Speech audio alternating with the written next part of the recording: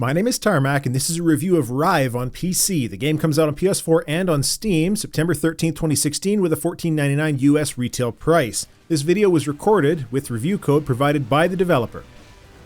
RIVE is a funky little side-scrolling and top-down scrolling platformer shoot-'em-up kind of game. It's built by Dutch developer Two Tribes, which is essentially just 3 people. Before RIVE, they had success with the first Tokitori, less so with the second, and have historically helped port a number of other developer games to new platforms. According to the dev, RIVE is going to be their last game, a parting gift, to use their words.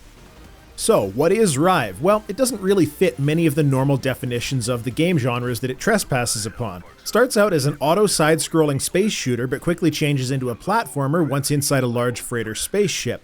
If that's not enough, the game swaps in vertical scrolling shmup sections, anti-gravity free motion areas, and water mechanics as well.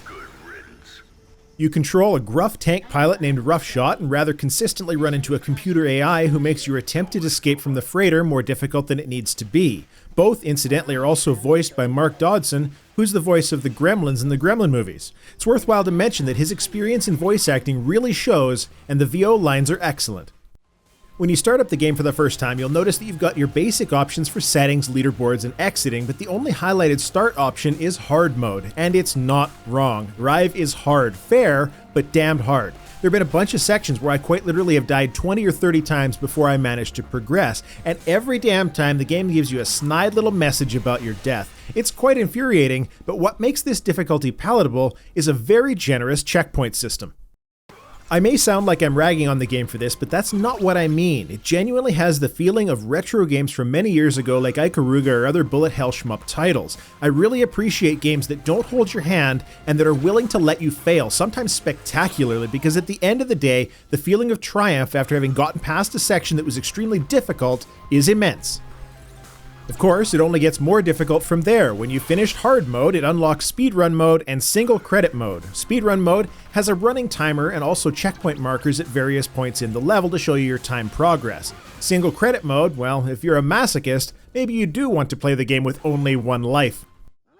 The game has weapon and tank utility upgrades, but for the most part I found those to be a bit less exciting because the action was so high that selecting different kinds of attacks versus just using a missile barrage wasn't very useful. It's an entirely linear experience, but does circle back around to something of a central area, and my time to completion of hard mode was around 6 hours.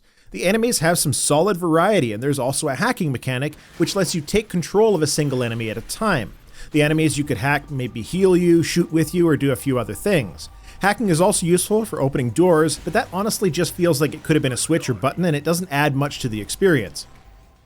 Let's take a look into performance and options. The options menu is really lacking in option diversity and customization. You can adjust sound levels for music effects and voice independently, but for graphical options, all you can do is turn full screen on and off and select the weirdest resolution option I've seen, 100% or 50%. I have no idea what those resolutions actually mean. The game does look good at the 100% ranking, so it may not be an issue for you, but it is worth mentioning.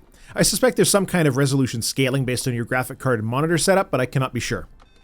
The game supports both keyboard and controller, with keyboard remapping being possible. For controller, you're stuck with an A and B control scheme option.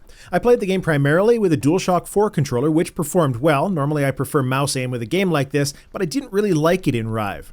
I'd also like to make mention of Steam controllers. Because of the way the right touchpad works on the Steam controller, and how this game uses the right stick to not just aim but also shoot at the same time, this title is essentially unplayable on a Steam controller.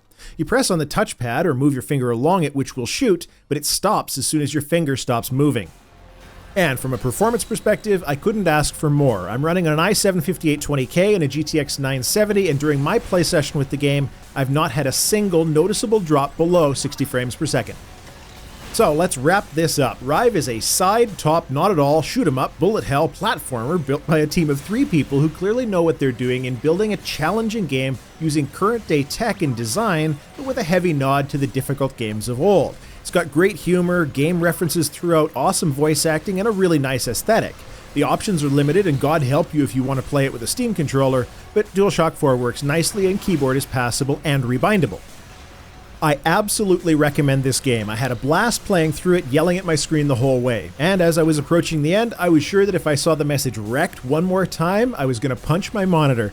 Actually, there are so many of those death messages that I'm wondering if the game has actually been done for 6 months, and they spent that whole time between then and release just coming up with new death messages to add. Bastards. And now that I've finished it, it's one of the most satisfyingly difficult game experiences that I've had in a pretty long time. This has been my review of RIVE by developer Two Tribes on PC. The game comes out on Steam and PlayStation 4 on September 13th, 2016 for $15 US. Please do subscribe to the channel so you can keep up with the game industry news and reviews. You can also follow me at Gnomecast on Twitter. My name's Tarmack. Thanks for watching.